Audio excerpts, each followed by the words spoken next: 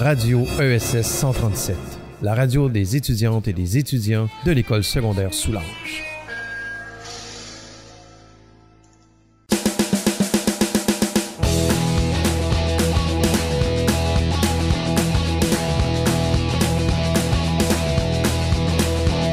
Bonjour, ici Marek Boudreau pour vous décréter toute l'actualité du mois de février en compagnie de mes chroniqueurs préférés, soit Kim Vio, Sarah Mulick, Marianne Poirier et Michael Linchet. Salut, bonjour, ça va bien? Donc déjà, on va commencer par parler de la santé en février. On sait que la crise du coronavirus, de son vrai nom COVID-19, est une épidémie qu'il faut prendre au sérieux. Oui, c'est vraiment sérieux. Le Japon, puis il y a plein d'autres pays qui ont décidé de fermer leurs écoles parce que la maladie, elle se propage vraiment trop facilement. Vous savez, on entend notre famille parler du coronavirus, il faut se laver les mains, etc. Donc, mais c'est vrai que ça se propage quand même vraiment rapidement. Puis même que la Mecque, qui se situe en Arabie Saoudite, elle a suspendu l'entrée de pèlerins. Suspendu l'entrée de pèlerins. Ouais. Donc, parce que c'est un lieu de pèlerinage pour tous les musulmans. J'ai vu des photos, puis c'est complètement vide. Puis c'est vraiment bizarre parce qu'habituellement, il y a vraiment beaucoup de personnes qui sont là parce que justement, c'est un lieu de pèlerinage, puis de musulmans, puis il y en a beaucoup. Là, mais donc, vraiment, sinon, les 4 principaux foyers épidémiques du coronavirus sont évidemment la Chine, le lieu où que ça a commencé à se propager, la Corée du Sud, qui est juste à côté, mais aussi l'Iran, puis en Europe, dans le fond, c'est l'Italie, qu'on sait qui est très, très infectée par le coronavirus. C'est pour ça que Marine Le Pen, je ne sais pas si vous connaissez cette députée française d'extrême droite, veut bloquer temporairement leurs frontières avec l'Italie en déconseillant à la population d'aller en Italie. Ce que le ministre des Affaires étrangères d'Italie a classé comme étant sans aucun sens parce qu'évidemment, ça lui rapporte pas l'argent du tourisme, qui est quand même pas négligeable. Surtout en Italie, on connaît avec la ville de Venise, qui est très, très belle.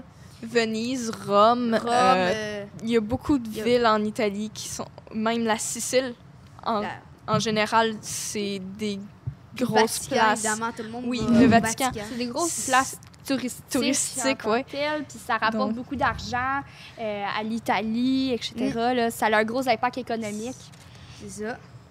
Puis sinon, je veux juste qu'on fasse un briefing, puisque le coronavirus est vraiment mis beaucoup trop gros que ce qui est vraiment. Les médias disent, je ne vais pas citer, mais la plupart essaient de faire croire que c'est une épidémie qu'il faut... c'est quasiment une fin du monde, une invasion de zombies ou quelque chose comme ça. Mais j'aimerais dire que selon le gouvernement du Québec, ça, déjà, on a une idée... Donc, ce que je vais en venir, c'est qu'on a une idée de où c'est officiellement propagé, puisqu'on sait que le mois précédent, c'est-à-dire en janvier, on ne savait pas exactement. On avait beaucoup de théories. Est-ce que c'est une femme qui avait mangé une chauve-souris? Est-ce que ça provenait d'un marché? Ou est-ce que c'est autre chose? Ou juste que les Chinois sont pas propres? Bref, c'est ça. Puis qu'ils sont en surpopulation, évidemment, comme on le sait. Là. Mais nous avons officiellement la confirmation que le coronavirus a débuté par une exposition d'un marché de fruits et d'animaux vivants dans la ville de Wuhan. Ah, je pensais que c'était des fruits de mer, pas des fruits. C'est ça, c'est des fruits de mer. Ah, OK, j'avais compris des fruits. Je pensais que c'était des animaux. Faut vraiment faire attention avec les fruits de mer parce que très souvent, ça peut porter des maladies. Exactement, si c'est pas assez pas cuit, mais... Très souvent, j'ai vu aussi beaucoup d'affaires, c'est que maintenant, les choses comme les poissons puis les affaires comme ça qui sont dans des eaux très polluées. Fait qu'il y a beaucoup de maladies qui peuvent se créer à cause de ça, justement, parce que... Et ça, là, on est rendu à combien de morts là, du coronavirus? Dans le fond, le bilan, ça donne quoi? Selon l'OMS, en fin février, environ 81 000 personnes seraient touchées par le COVID-19, le coronavirus, quoi. Et 2760 personnes en seraient mortes. Plus de 45 pays seraient touchés. Il devrait juste 197 pays. Si tu dis 45 pays sur 197, c'est beaucoup, mais au moins, c'est pas tout. Il y a encore 81 000 personnes. C'est pas énorme comparé à notre population mondiale. Mais on peut voir aussi, ça s'est quand même propagé très rapidement. Là, si on compare, là, il n'y a pas trop longtemps, là, ça venait juste de commencer, puis on est déjà rendu à 81 000 morts. Personnes touchées, pas de morts, des personnes touchées. Effectivement. 80 touchés sur 45 pays, c'est quand même c'est pas énorme. C'est pas énorme, mais on s'entend que les pays touchés, c'est par exemple l'Italie, la France. C'est quand même des gros pays. Ouais. Je pense la Malaisie est touchée, l'Indonésie est touchée, je crois que l'Australie est touchée. Mais des pays, c'est drôle parce que les pays qui sont le moins... Les pays qui ont le moins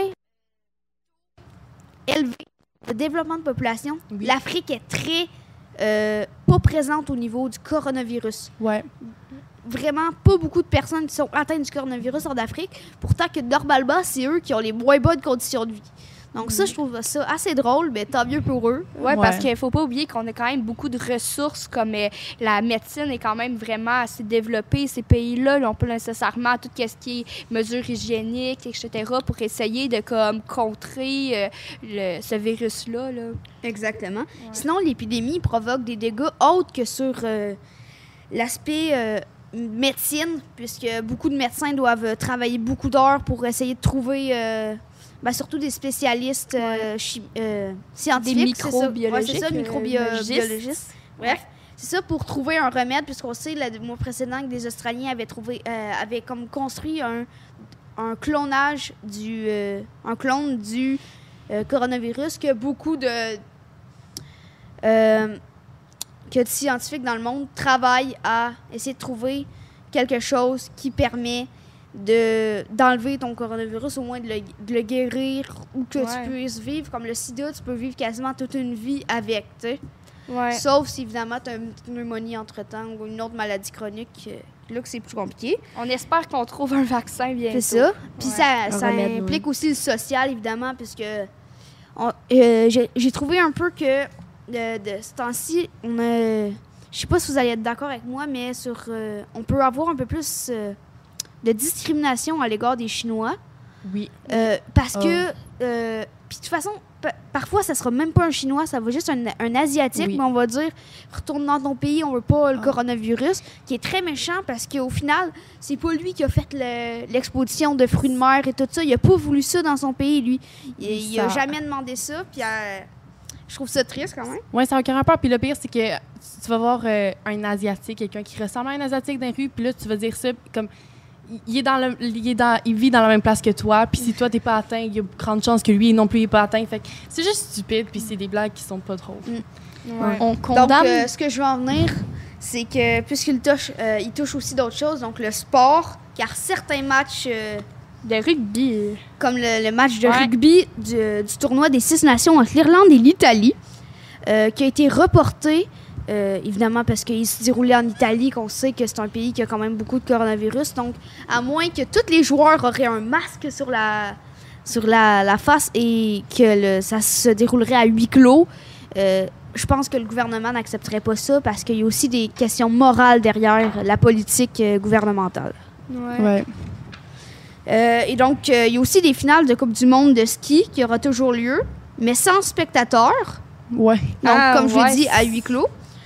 Ou encore des parties de badminton capitales pour les JO de cet été ont été reportées, ainsi que des parties de soccer de Serie A, qui est la ligue première en Italie. On sait aussi que certains matchs de la Ligue 1 Conforama, qui elle, c'est la ligue première de France, qui ont été reportés, puisque la France commence à être un peu plus touchée.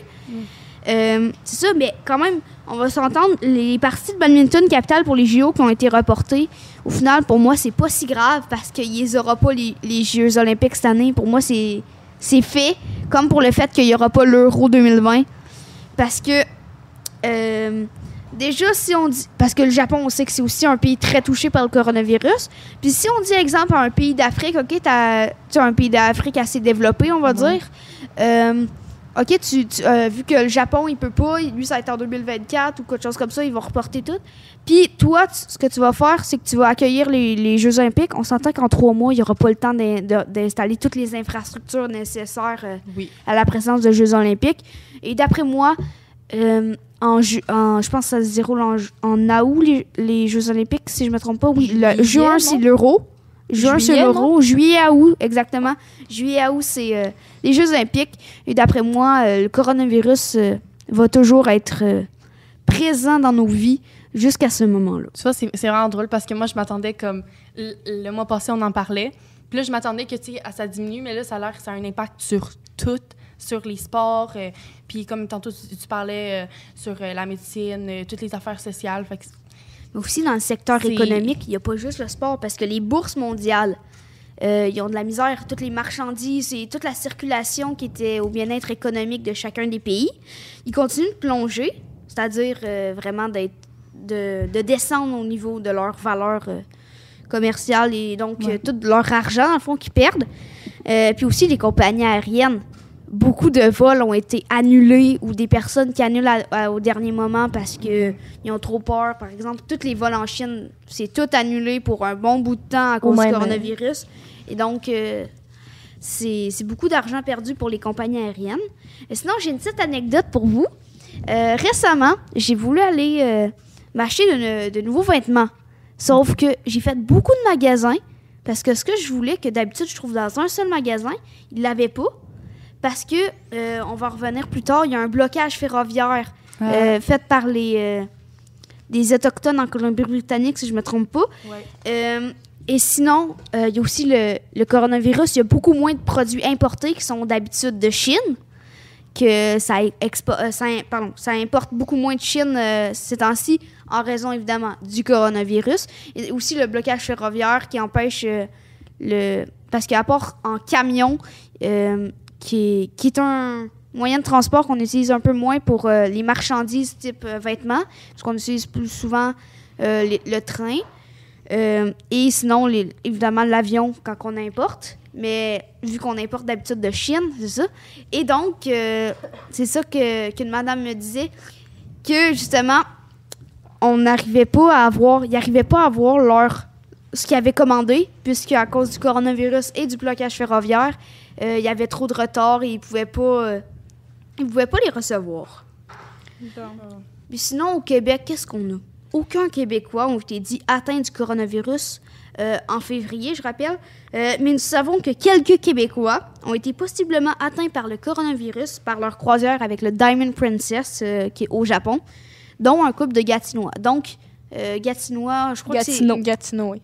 Non, un groupe de Gatinois. C'est des personnes qui viennent de Gatineau. Ouais. De la ville de Gatineau, mais on appelle les habitants de Gatineau sont appelés les Gatinois. Ouais. J'ai vérifié ça, bref. C'est ça, Diamond Princess, qui était une croisière à côté du Japon. Et donc, c'est ça. Donc, évidemment, quand ils vont se faire rapatrier, puisqu'ils se sont fait rapatrier par... Rapatrier, c'est ça, exactement. Rapatrier, c'est ça. Donc, désolée, j'ai eu un peu de misère avec ce mot-là. Donc, ils ont été rapatriés. C'est drôle, moi, je me dis ça parce que ils ont été rapatriés. Il était dit par le gouvernement du Canada, donc Justin Trudeau était comme « Oh, je sais pas, on a peut-être pas assez, tout ça. » Puis on va y aller, tout ça. Il remettait plus tard. Sauf que du moment où il annule son vol d'avion pour partir à je sais plus quel pays, on peut les rapatrier finalement. Qu'est-ce que ça prouve? C'est juste qu'on n'a pas d'argent. Donc, c'est pas mal ça pour au niveau de la santé. Avez-vous d'autres choses à rajouter? Ben moi, je voulais dire que les médias aussi, oui, on sait que tout le coronavirus est dangereux, sauf que on sait que ils disent trop de méchamment à comparer du coronavirus, mais ils disent pas des avantages, mettons, on trouve soit un remède ou quelque chose. Ils font juste dire les points négatifs. Ils vont pas parler des progrès de la médecine par rapport du coronavirus. Mais c'est ça, mais c'est ça que les médias ils disent pas. Ils disent que du mauvais. Ben, il faut dire que le négatif attire beaucoup les personnes. Le négatif attire beaucoup les personnes puisque ça leur crée une crainte qu'ils sont obligés de regarder. Et c'est pour ça que beaucoup de médias abusent de ces éléments de négation. La maladie qui est atteinte par des personnes qui, des fois, vont mourir de ça, c'est un petit peu plus important d'en parler puis que le positif, parce qu'en ce moment, on est vraiment dans le négatif. Il y a beaucoup de choses qui arrivent à cause de ça. Sinon, j'aimerais passer en politique maintenant. Le 3 mars, donc dans 3 jours, nous saurons officiellement qui représentera le Parti démocrate aux prochaines élections américaines de novembre. Ouais. Donc, la lutte se joue présentement entre Bernie Sanders, qui est considéré selon certains historiens comme le meilleur des candidats démocrates. Ce sénateur du Vermont pourrait ouvrir la voie à une extraordinaire transformation, car il promet un changement pour de nombreux Américains touchés par des inégalités. Donc, que ce soit femmes, noirs, qui ont encore beaucoup d'inégalités dans certains États. Et sinon, c'est Joe Biden, que le second est le succès de cet ex-vice-président de la Caroline du Sud, suivi dans la foulée par le ralliement de Pete Buttigieg, qui s'est, dans le fond, il s'est retiré de sa candidature et a soutenu Joe Biden. Et D'Amy Klobuchar, qui est même principe que pour Pete Buttigieg, rabattent les cartes. Et donc, Biden pourrait dépasser Sanders lors du grand vote du Super Tuesday, qu'on rappelle a lieu du 3 mars, commence ça jusqu'en juin. Je ne me rappelle plus exactement quelle date, mais donc c'est vraiment gros et qui définit dans le fond chaque État ou quelque chose comme ça. Beaucoup d'États des États-Unis vont voter pour définir c'est qui leur représentant démocrate qu'ils veulent. D'ailleurs, Hillary Clinton a peut-être posé l'idée que peut-être que si elle devait, elle reviendrait peut-être en tant que... comment dire? Que candidate du Parti démocrate, exactement. Mais ça lui tente pas trop non plus. Mais sinon, elle appuie Bernie Sanders. Et le Texas. J'aimerais parler de cet État qui a été très connu pour être extrêmement de gauche. Qui a été beaucoup contre les Noirs. Pour Trump. Exactement, pour Trump. Et lors de la guerre de sécession, qui était clairement du côté des Confédérés. Oui. Mais il redevient progressivement de centre. Il pourrait même ne pas voter pour Trump aux prochaines élections américaines du 3 novembre. Ça, c'est beaucoup de progrès. C'est quand même quelque chose, là. Ouais. On verra rendu là, hein? Ouais, hein? Donc, sinon, qu'est-ce qui s'est passé en environnement? Mais c'est ça, on entend souvent parler de l'environnement, qu'on va tous mourir bientôt. Mais là, il y a beaucoup de changements qui sont arrivés, puis qu'on pense qu'à cause de la montée des eaux, d'ici 2100, c'est pas tout de suite, c'est dans comme 80 années. Oui, mais je vais être encore en vie là, à ce moment-là. T'sais. Ah ben oui. Ah oui, j'avais La 97 ans. La moitié des plages du monde disparaîtront. On sait qu'en ce moment, au Québec, tout ce qui est plus les régions, il y a certaines régions à risque, par exemple, comme les côtes, etc., sont un peu plus à risque. Tous leurs terrains sont comme, comment dire... Inondables. Ben, inondables, mais aussi comme... Oui, ouais, je vois ce que tu veux dire. Ouais, il y a des terrains près de petits fleuves, de petits ruisseaux, tout ça qui sont à possible... L'érosion, il y a plein de choses exactement, comme qui ça. peuvent être inondées. On sait par contre que, justement, j'ai mon grand-père qui a un chalet sur le bord de l'eau, mais lui, c'est sur le lac Saint-Laurent, je crois. Et c'est ça? C'est du côté de Sainte-Barbe. Je sais pas si vous connaissez cette petite ville. Ouais. C'est à côté de Sainte-Anicette, Saint-Clette.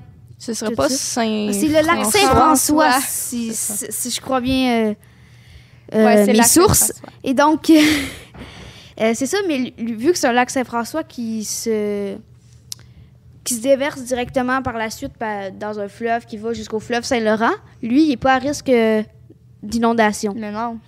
Alors que d'autres qui ne se jettent pas forcément dans un plus grand lac ou plus grand fleuve qui est déjà très haut ont plus de chances d'inondation. Mais je pense aussi qu'ils parlent des plages comme, par exemple, Mexique, tous ces trucs-là, vraiment plus sur les côtes, pas nécessairement... Ah oui, là, on parlait des plages, évidemment. Moi, je Ouais. parlais juste des inondations au Québec qui ont lieu de plus en plus. Il va sûrement avoir aussi les îles comme peut-être Cuba, peut-être l'Irlande aussi, qui vont être presque complètement ensevelies par l'eau. Oui, mais en même temps, ça, c'est pas très bon à savoir parce que selon l'ONU, vers 2050, nous serons 9,7 milliards d'humains. C'est énorme. C'est énorme. Puis on sait que toute notre population, etc., ça a un gros impact sur l'environnement. Puis la montée des eaux, veut pas, ça vient aussi de tout ce qui est pollution, tout ce qui est problème environnemental. Puis on est pas mal comme la raison pourquoi ça arrive. Comme on disait tantôt, on parle des plages qui disparaissent. En février, les feux dégradent encore l'Australie. Il fait qu'ils ont continué pendant le mois de février. On dit que seuls des pompiers du Canada, de la Nouvelle-Zélande et des États-Unis sont retenus pour combattre ce feu. Combattre le feu. On rappelle que ces feux ont détruit plus de 20% des forêts d'Australie. Puis il y a juste malheureusement, 2 pompiers volontaires sont morts des feux. Un cyclone est passé sur l'Australie ainsi que de la pluie. Et donc, certains pompiers... Mais malgré ça, il y a toujours le feu, j'imagine. Oui, c'est ça. Un cyclone, puis ben de la pluie, mais il y a toujours un beau feu. Aucune chance. Mais on peut dire ils peuvent bien se réchauffer. Hein. C'est un avantage. On dit que la fin de l'incendie de l'Australie se rapproche de sa fin. Oh, c'est le fun, ça. Nice. 24 personnes sont mortes et plus d'1 milliard d'animaux sont tués par les flammes. Oui, mais... C'est énorme. Mais est-ce que vous avez entendu parler qu'il y a un veau à 5 pattes qui est né pendant la Un veau à 5 pattes, genre... 5 pattes. Il l'a où au ventre? Je sais pas, là, mais comme... je sais qu'il y avait un veau à 5 pattes. 5 pattes. Ouais. Je sais pas si ça a déjà été Blinky dans Les Simpsons, le poisson à 3 yeux. Là. Ah, ben oui, c'est descendant de Blinky. Mais au moins, leur avantage, c'est qu'eux, ils peuvent pas se plaindre d'avoir eu froid pendant l'hiver. Hein. Non, c'est ça, c'est exactement. Il y aurait pas eu froid non plus. Non, c'est que nos animaux sont très affectés par ce petit il doit bien y avoir des personnes qui sont un peu contentes de ce feu, ceux qui vivent au nord de l'Australie, par exemple, puis qu'on sait qu'il y a beaucoup une partie de l'Australie qui est peuplée par des animaux que tu veux pas nécessairement croiser face à face dans une petite ruelle. Ouais. L'Australie a beaucoup d'animaux vénéneux et... vénémeux, je pense qu'on dit. Vénéneux. Bref. Toutes les poisons. On va pas faire un dictionnaire aujourd'hui. Ça veut tuer l'Australie. Il y a beaucoup de sortes d'araignées puis de tarentules aussi, genre là-bas. Des cobras, tout ça. Ça me fait tellement peur. C'est pour ça que je veux pas aller là-bas.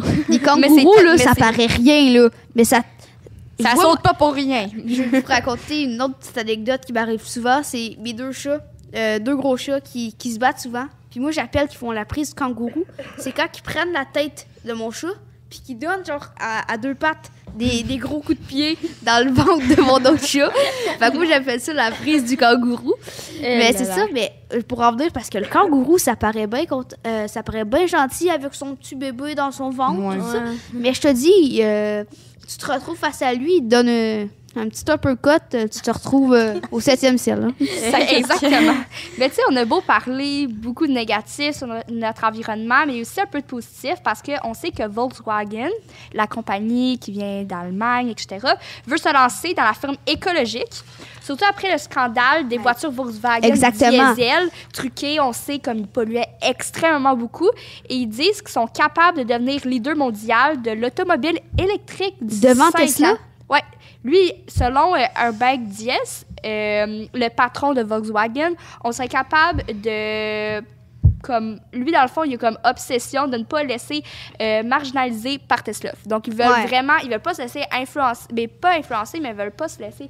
acheter. Ils veulent vraiment... Eux, ils veulent être vraiment les leaders pour la voiture électrique. Mais on s'entend que de toute façon, il n'y avait plus d'avenir, je pense, dans le côté...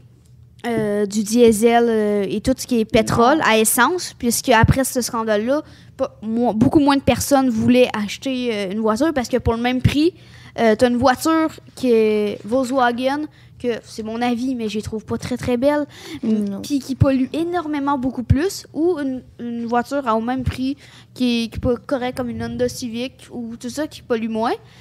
Mais sinon, j'aimerais vous dire quelque chose, c'est qu'au niveau du secteur automobile, il va y avoir, dans les 5 prochaines années, 100%, il y a une révolution automobile, puisque tous les concessionnaires automobiles, que ce soit de Audi, Mercedes, en passant par Toyota, même si Toyota le font déjà, devront passer à un virage électrique parce que c'est l'avenir et ils devront absolument faire ça.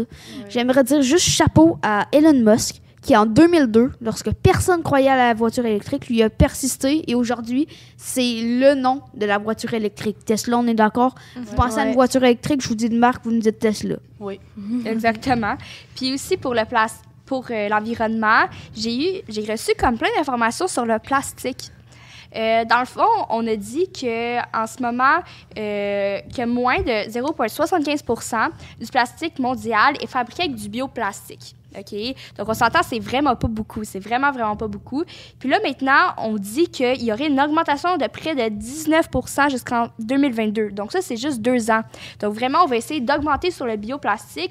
Mais malheureusement, on n'est pas trop sûr que ça va fonctionner parce qu'il y a son coût est de 2 à 3 fois plus élevé que le plastique classique.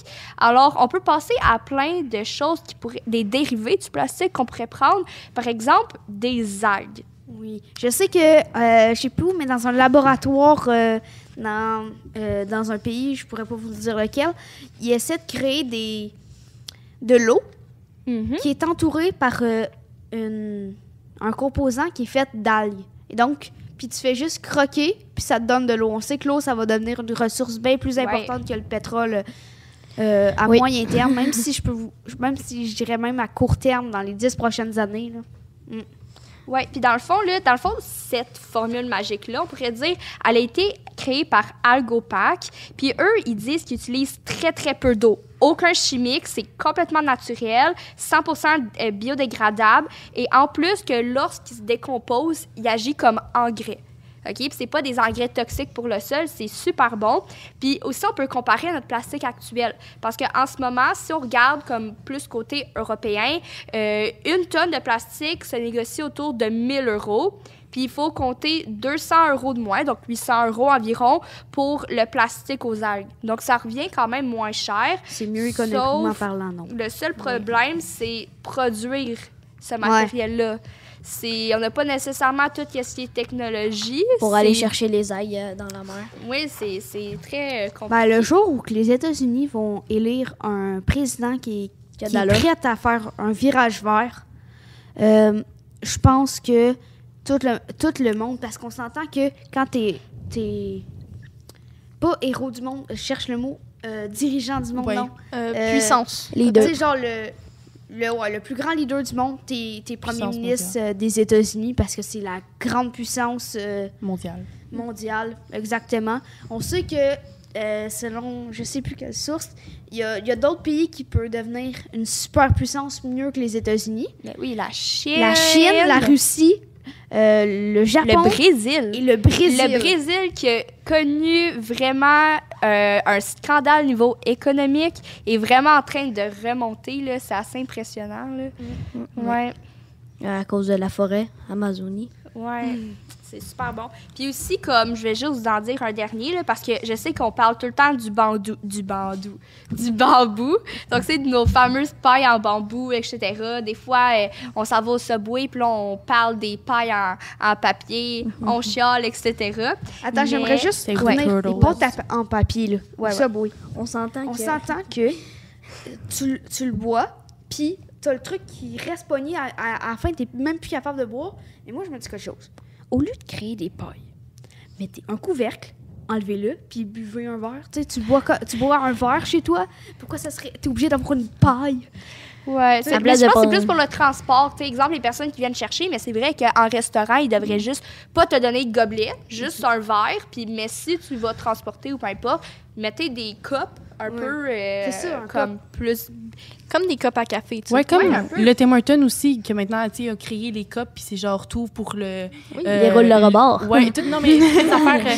Avant, ils mettaient les pailles pour, mettons, le café. Ouais, le café glacé, puis des affaires comme ça. Puis là, ils ont juste créé. Ils ont créé des. Dispositifs. Des couvercles, là, pour que tu ouvres, puis tu n'ailles pas à utiliser une paille. Ouais, c'est super intéressant. C'est ça, pour revenir au bambou, là. Dans le fond, qu'est-ce qui est vraiment le fun, on pourrait dire, en tant que tel, OK? C'est très prisé, c'est abondant, donc on en a vraiment partout. Puis c'est facile à trouver, à travailler. Donc ça, c'est vraiment un gros avantage.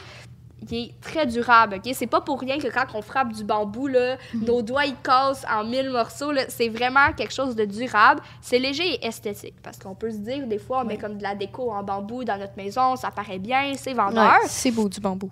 Mais aussi, qu'est-ce qui est vraiment positif, c'est qu'on dit que les articles en bambou explosent ces dernières années, donc depuis comme 2-3 ans, etc. Puis même avant, des fois, on parlait un peu du bambou, qui sont perçus comme la nouvelle génération de produits biosourcés. On peut aussi se rappeler, maintenant, il y a des vêtements en bambou, tu sais, comme des pyjamas en bambou, c'est super doux. Pour vrai, là, le bambou, selon moi, ça va quand même...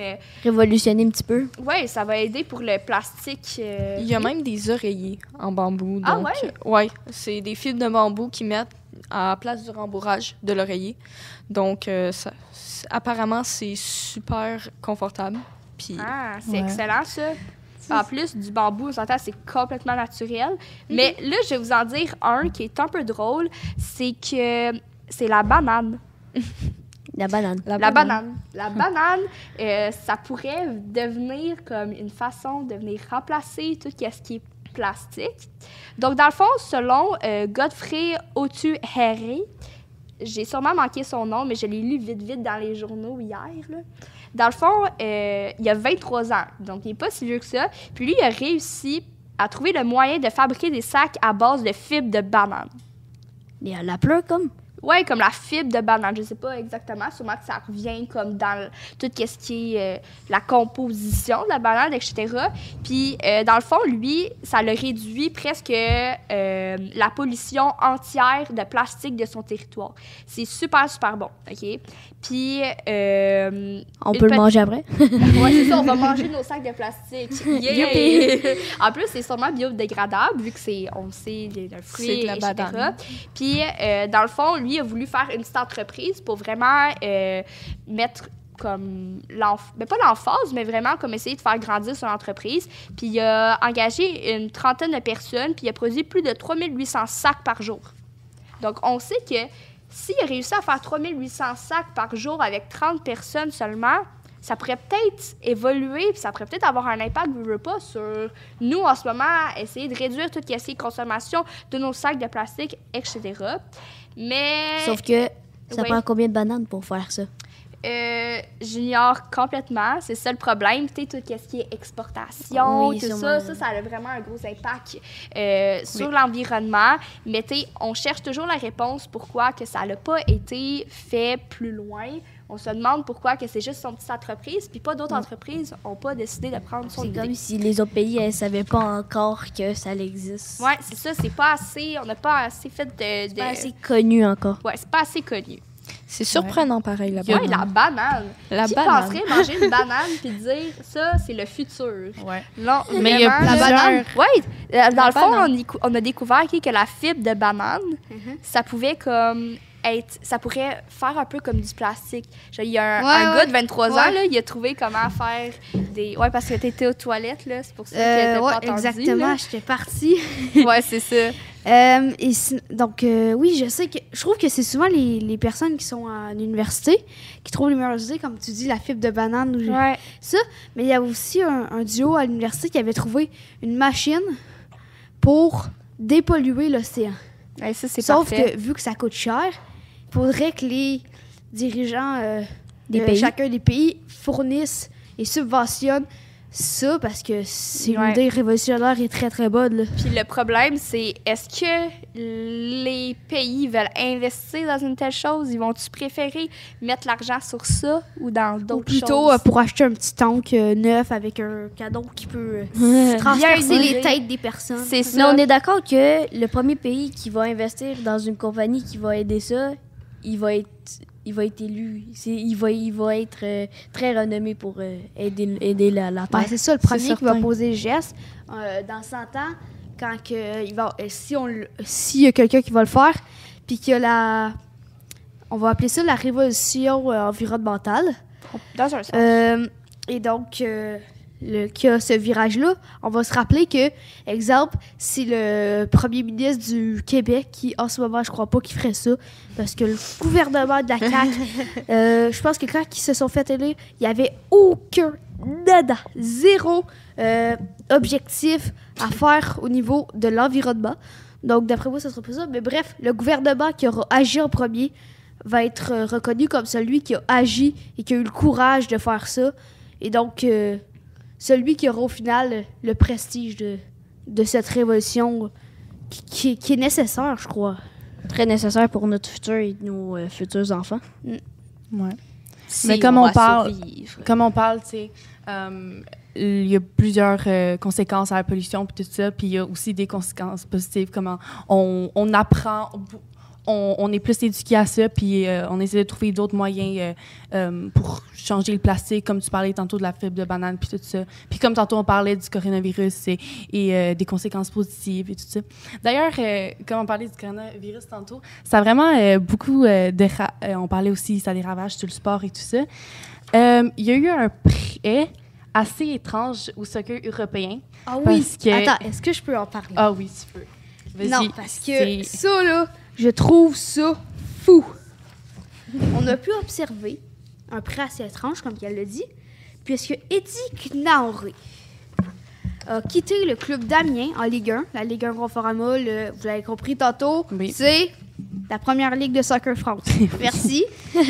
Pour une durée de 9 mois, en direction du FC Wuhan. Yes. On rappelle que la ville de Wuhan est l'épicentre de l'épidémie de coronavirus. Donc, on se demande bien c'est qui son agent. Hein? On vous rassure, évidemment. On lui a confirmé qu'il rejoindrait le FC Wuhan que lorsque la pandémie se sera dissipée, voire disparue. Sinon, je pense pas qu'il tient trop à sa santé. Il aurait voulu y aller. Oui. C'est pas le seul échange, je dirais.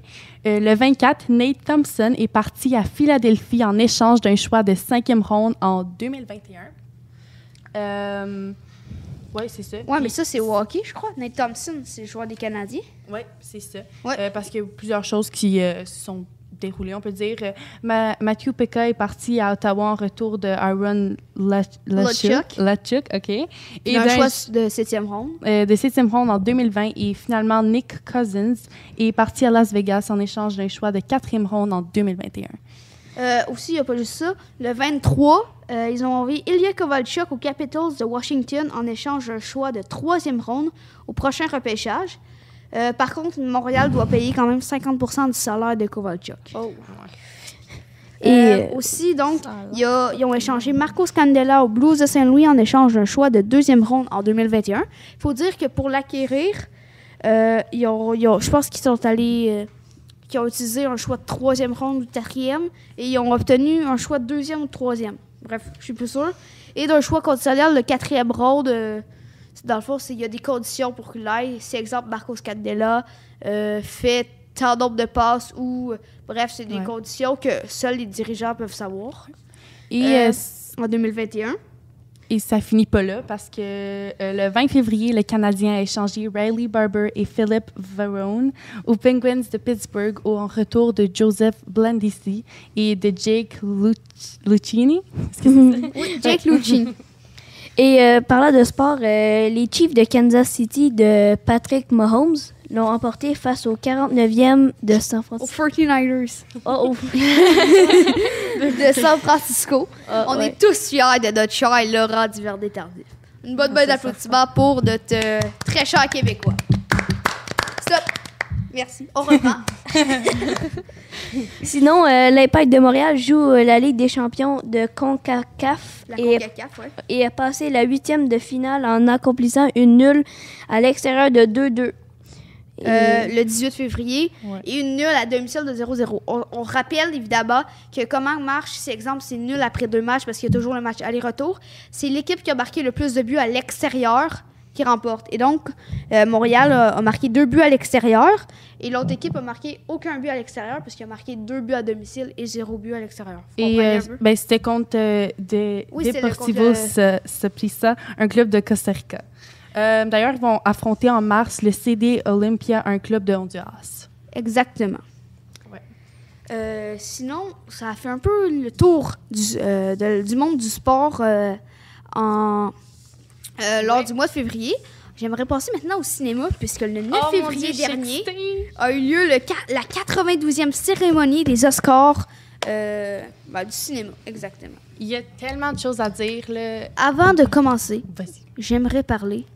en fait, je rentre dans le sujet, mais j'aimerais parler de l'inégalité de cet Oscar, puisque les plus prestigieux Oscars, d'après moi, surtout 2, là, ont été gagnés au final...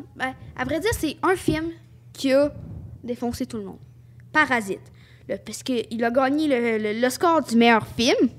Le meilleur réalisateur, l'Oscar du meilleur réalisateur est Bong Joon-ho pour ce même film, évidemment, Parasite.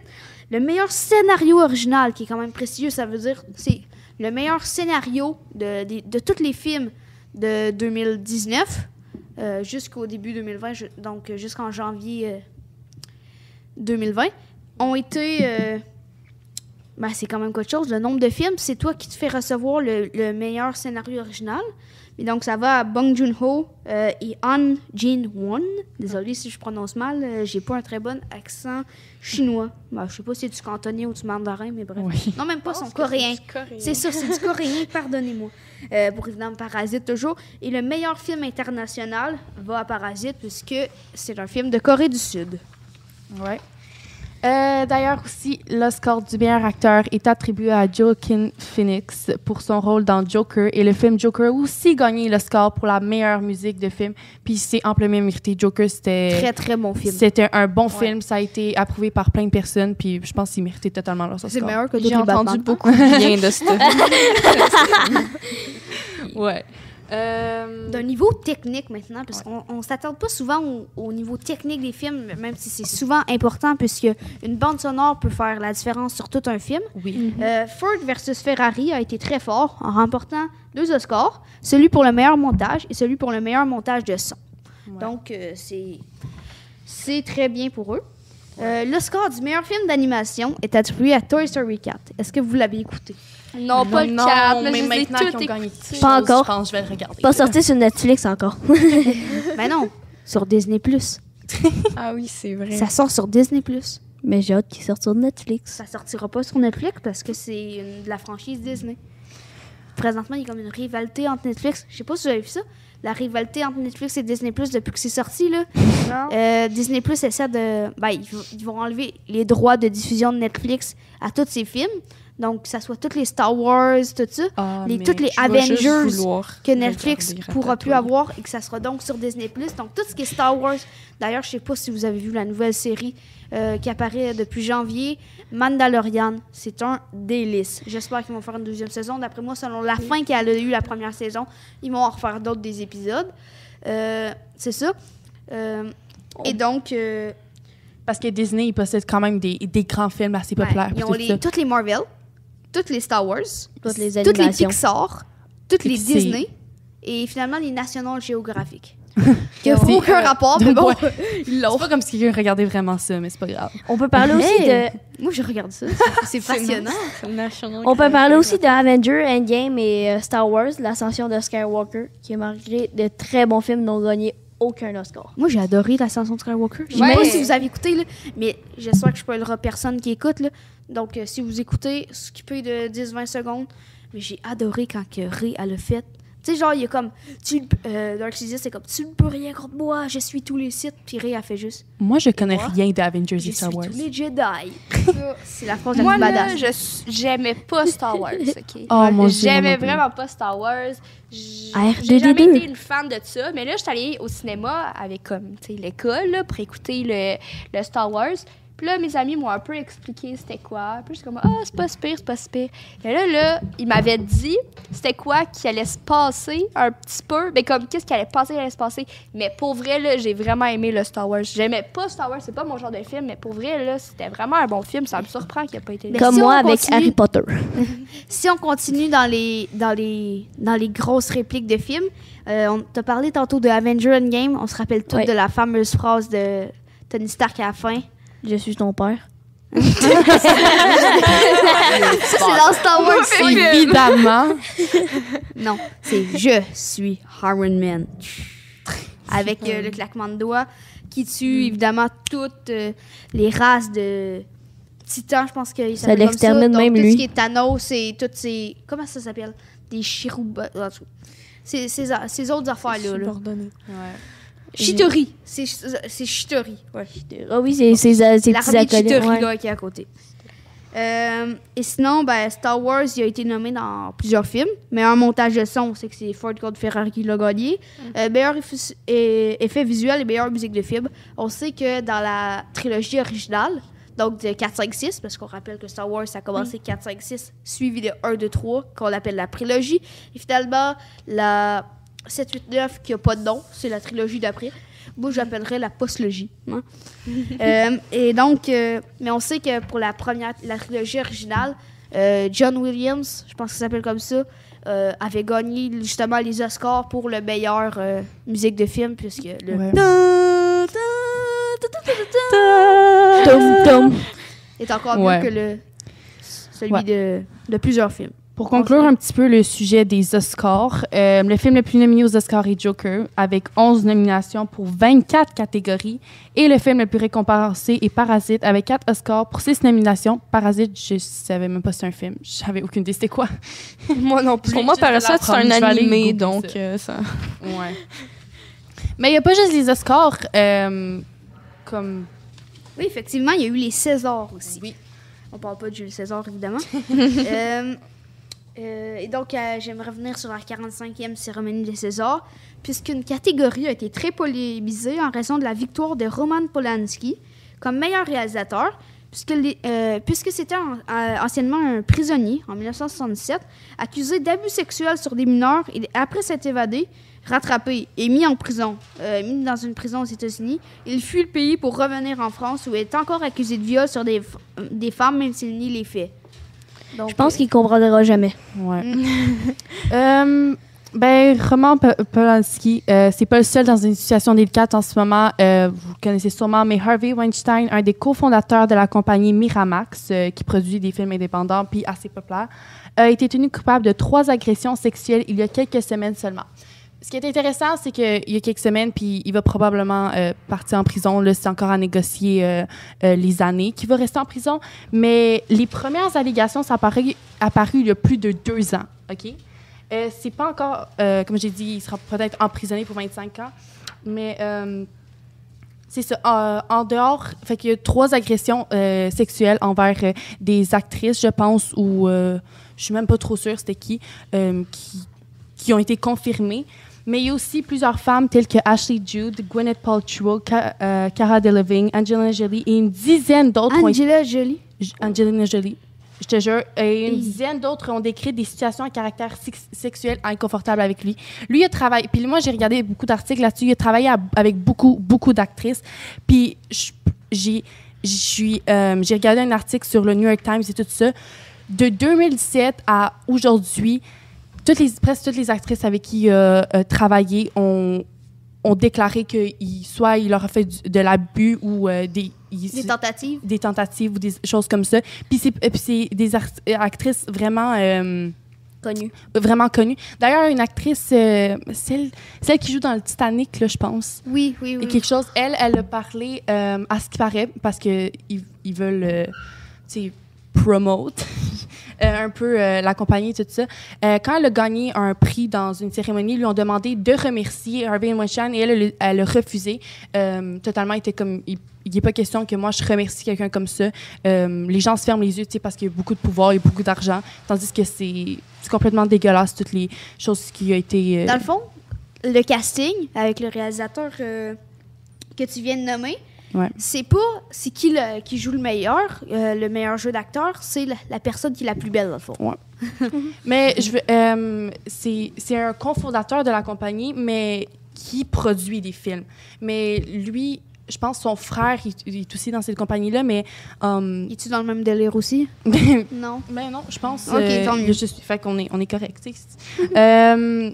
c'est ça. Il y a plusieurs qui l'ont repoussé, mais comme je dis, il y a beaucoup de pouvoir, fait qu'il peut facilement nuire à leur carrière. Puis, c'est affreux, c'est horrible. Quand il s'en va auditionner dans un autre film, puis on peut voir qu'il y a ils ont dit des mauvaises choses sur cette actrice-là par quelqu'un d'aussi important que Harvey Weinstein, c'est sûr que ça va nuire à leur carrière d'une certaine façon. Fait que c'est ça. C'est sûr que quelqu'un a du pouvoir peut faire quelque chose à quelqu'un, mais se mettre à la faire. place des actrices qu'ils savent que s'ils dénoncent, ben ils vont nuire à leur propre carrière. Okay. Puis un dernier sujet pour le cinéma. Il y a environ 3 semaines, on a eu droit au premier trailer de la comédie dramatique américaine The French Dispatch. Okay. Moi, là, je suis vraiment très excitée. Il y a peu de détails sur l'histoire, mais le film donne vie à 3 scénarios qui se déroulent dans une ville fictive française. Le film est bizarrement inspiré de l'appréciation de Wes Anderson, le producteur, envers le New Yorker. En gros, l'histoire portrait sur un journaliste américain en France qui crée son propre magazine et il se bat pour écrire ce qu'il veut. Moi, j'ai lu beaucoup de résumés, puis tout ça, puis ils disent que le film s'annonce très unique, différent, intéressant. Puis j'ai hâte de voir parce que le trailer, comment ils l'ont fait, on dirait que c'est un petit peu comme animé, mais aussi comme... C'est vraiment très spécial, puis je suis très intéressée. Puis il devrait sortir le 24 juillet 2020. On y verra quelques visages connus dans certains rôles comme Bill Murray et les seuls et uniques Timothée Chalamet. Fait que c'est ça, il y a beaucoup de choses qui sont passées en cinéma, puis ouais. Donc, on va revenir mais partir sur un troisième sujet de la culture après les sports, le cinéma. Allons à la musique. Ouais. Donc, en février, plusieurs cérémonies de récompense pour de la musique ont lieu. Ouais. Déjà, le 18 février a eu lieu la 40e cérémonie des British Awards, qui se déroule évidemment, comme vous l'avez compris. Je sais pas, en France. Ah, ça, OK, c'est au Royaume-Uni. J'étais comme, British, évidemment, vous l'avez compris, c'était en Grande-Bretagne, oui, Royaume-Uni, Angleterre. Voilà. Je sais un petit peu mon anglais, on est correct. Ben, c'est ça. Il y a eu beaucoup de cérémonies, comme tu l'as dit.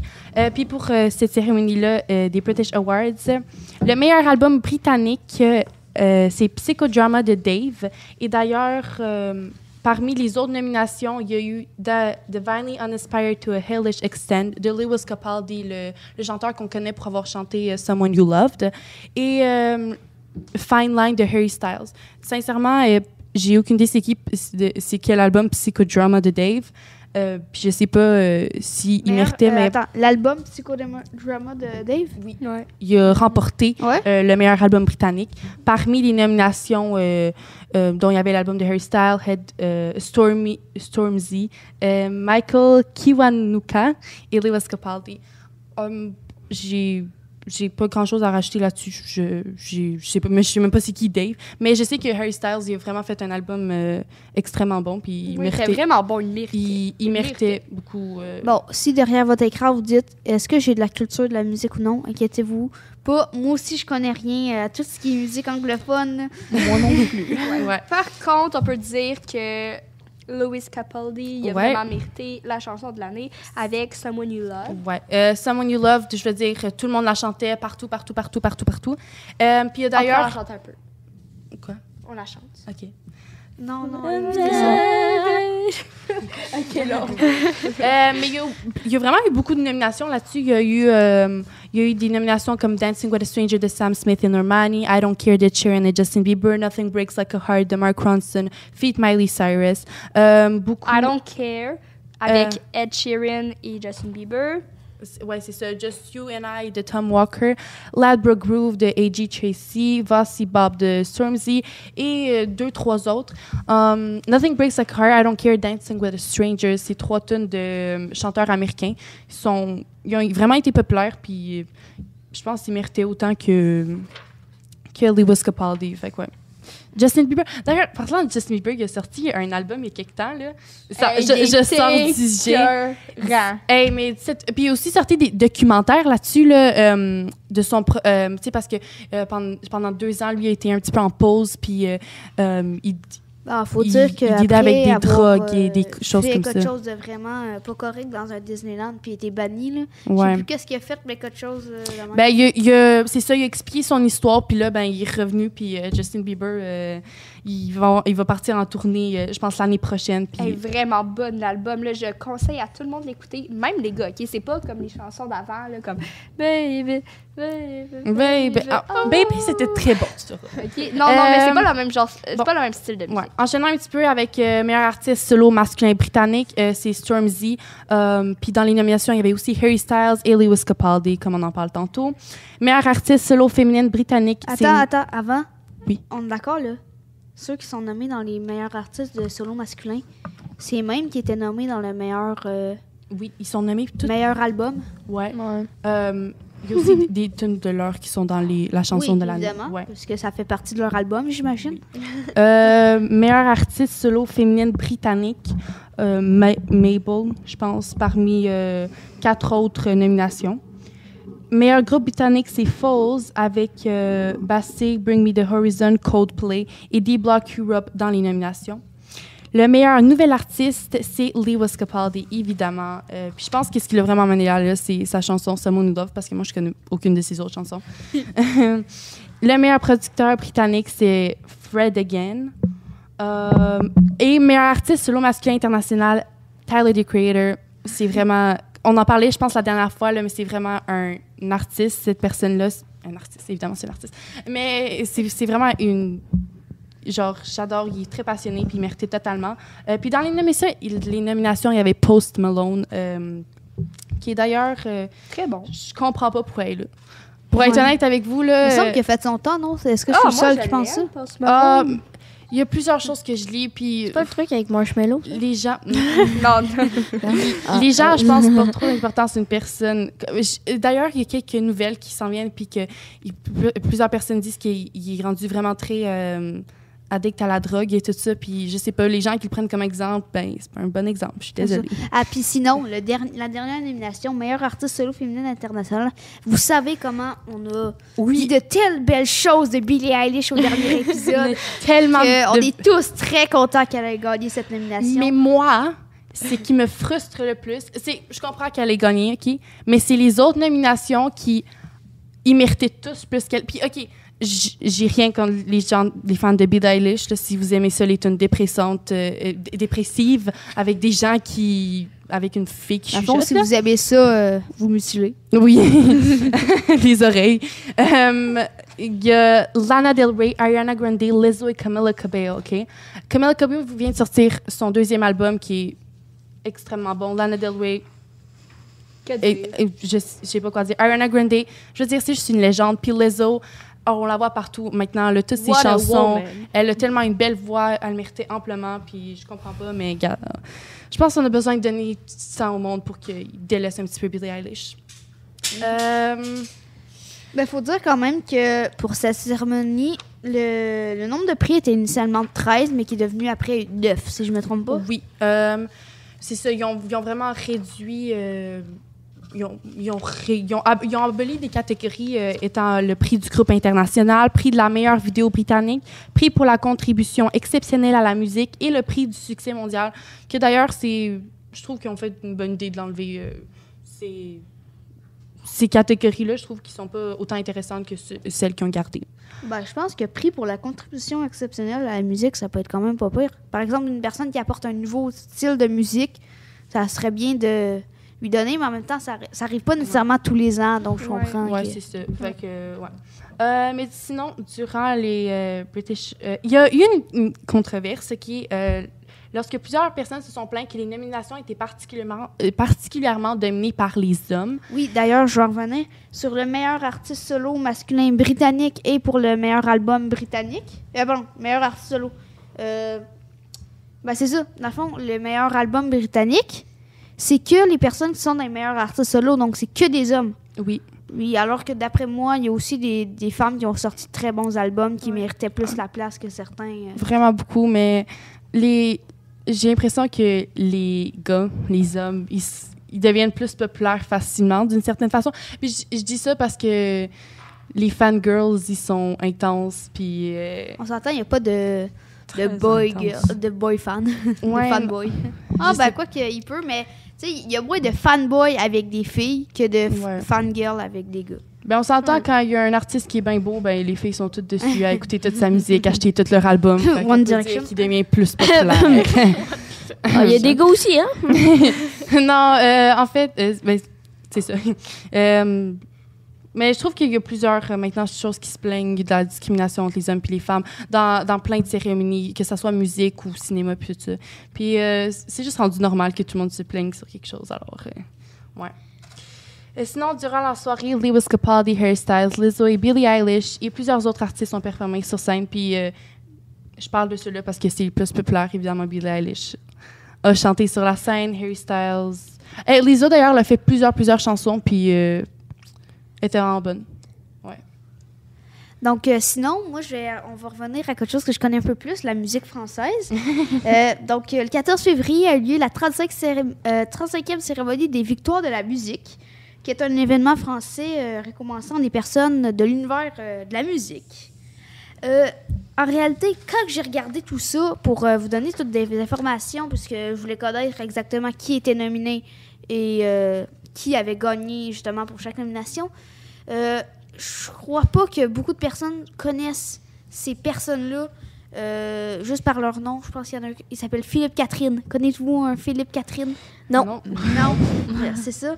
Et donc, je peux juste souligner que PNL, le célèbre groupe ODD. Exactement, le duo de rap qui a amené un nouveau style dans le rap un peu drive, un peu comme si tu étais sur un ciel avec des nuages, bref, vous voyez un peu le genre, a gagné la victoire de la musique pour la création du visuel pour leur clip ODD. Faut quand même dire qu'ils sont quand même montés sur la Tour Eiffel, je crois. Ouais, pour faire leur clip. Pour faire leur clip, exactement. Et vraiment, si vous avez un vidéoclip à aller voir, que vous voulez être épaté, parce que les plans sont magnifiques, allez voir ODD. En plus, la musique est pas si pire non plus. Ouais. Ça dépend. Tu vois... Non, pour ODD, je parle. Ah. Ouais. Ben, c'est parce que je pense qu'on met beaucoup plus d'emphase sur les artistes. Ben, la différence, c'est qu'ici, britanniques, au Québec, puis vu qu'on parle français, souvent, là, si tu des chansons anglophones, parfois l'anglais, ça sonne mieux au son. Ouais. Puis parfois que tu n'entendes pas les paroles, puis que tu comprennes pas, exemple, tu fais juste écouter, tu vas plus t'ambiancer que, par exemple, si tu entends les paroles françaises puis que tu as l'impression que quelqu'un te cite un texte parce que tu comprends très, très bien cette langue-là, tu sais. Ouais. Comme quand j'écoute des Mais tunes moi anglaises. qui aime beaucoup les paroles, j'aime beaucoup qu'il y ait des belles paroles et tout ça, je préfère, exemple, du rap français ou quelque chose comme ça, tu sais. Ben, je veux dire, il y a aussi des chansons en anglais qui ont quand même des belles Oui, paroles. oui. Il faut juste que tu les comprennes. C'est ça. Non, j'écoute évidemment quelques chansons françaises. Quelques chansons anglaises. Anglaises. Et quand tu comprends pas, t'es de même. Ouais, c'est très bon. Despacito. Non, En C'est espagnol, espagnol, oui. désolé. Ouais. Bon, donc c'est ça pour le mois de février 2020. Et on vous dit au mois prochain pour le prochain Mar Actualité. Ciao. Ciao. Bye.